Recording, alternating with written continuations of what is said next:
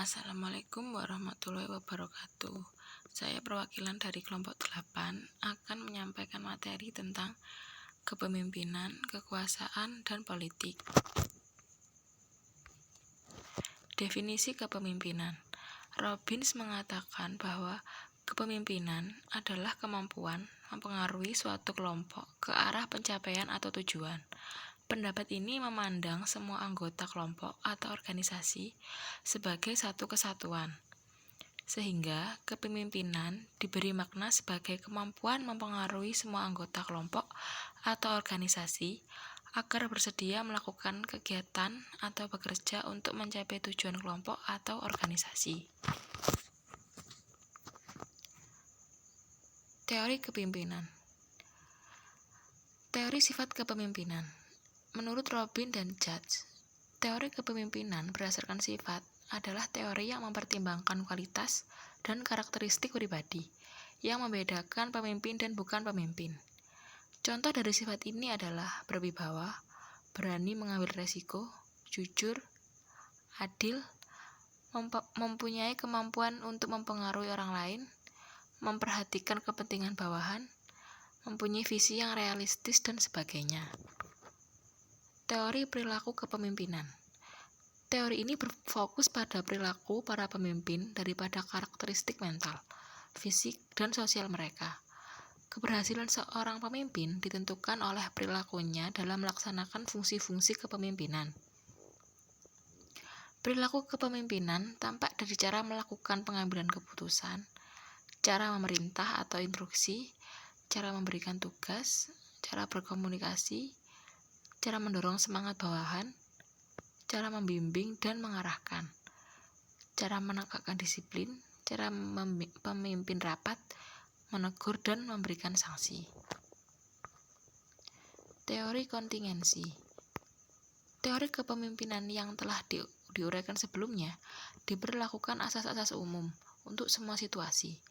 Hal ini tidak mungkin setiap organisasi hanya dipimpin dengan gaya kepemimpinan tunggal untuk segala situasi, terutama apabila organisasi terus berkembang atau jumlah anggotanya semakin besar. Respon atau reaksi yang timbul berfokus pada pendapat bahwa dalam menghadapi situasi yang berbeda, diperlakukan gaya kepemimpinan yang berbeda-beda pula. Kepemimpinan yang autentik, etika dan kepercayaan. Apakah yang dimaksud dengan kepemimpinan autentik? Kepemimpinan yang autentik adalah suatu cara yang menjanjikan untuk berpikir mengenai etika dan kepercayaan. Di dalam kepemimpinan, karena menitik beratkan pada aspek moral yang dimiliki oleh seorang pemimpin. Para pemimpin yang autentik mengetahui siapakah mereka, mengetahui apa yang mereka yakini dan nilai, bertindak atas nilai tersebut, serta meyakini secara terbuka dan berterus terang. Para pengikut mempertimbangkan mereka sebagai orang-orang yang beretika. Definisi kekuasaan. Kekuasaan, power, biasanya mengacu pada kemampuan yang dimiliki A untuk memengaruhi perilaku B, sehingga B bertindak sesuai dengan keinginan A. Definisi tersebut mengimplikasikan sebuah potensi tidak perlu diaktualisasikan agar efektif dan sebuah hubungan ketergantungan. Kemungkinan aspek terpenting dari kekuasaan adalah bahwa hal ini merupakan fungsi ketergantungan, dependensi. Apabila semakin besar ketergantungan B pada A, maka semakin besar pula kekuasaan A dalam hubungan tersebut. Membedakan kepemimpinan dengan kekuasaan. Kepemimpinan lebih menekankan pada kemampuan seseorang untuk mengarahkan orang lain agar mau melakukan apa yang mau menjadi tugas dan kewajiban. Sedangkan kekuasaan merupakan kewenangan seseorang untuk melaksanakan apa yang telah menjadi wewenangnya. Dasar kekuasaan. Kekuasaan formal didasarkan pada posisi seorang individu di dalam organisasi. Kekuasaan paksaan, kekuasaan imbalan, kekuasaan legitisme. Kekuasaan pribadi kewenangan yang didapatkan oleh seseorang atau kelompok yang menjalankan wewenang tersebut. Kekuasaan karena keahlian, kekuasaan acuan. Kekuasaan taktik. 1. Legitimasi. Bersandar pada posisi wewenang atau menyampaikan permintaan yang sesuai dengan kebijakan atau aturan organisasi.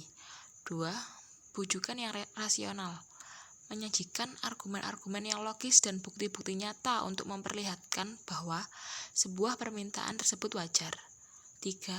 Daya tarik yang menjadi sumber inspirasi. Mengembangkan komitmen secara emosional yang menarik bagi sasaran nilai, kebutuhan, pengharapan, dan aspirasi. 4. Konsultasi. Meningkatkan dukungan pada sasaran dengan melibatkannya dalam memutuskan bagaimana untuk mewujudkan rencana. 5. Pertukaran. Memberikan imbalan kepada target dengan manfaat atau keuntungan sebagai pertukaran karena telah mengikuti permintaan. 6. Daya tarik pribadi. Meminta kepatuhan yang didasarkan pada persahabatan atau kesetiaan. 7. Menjilat.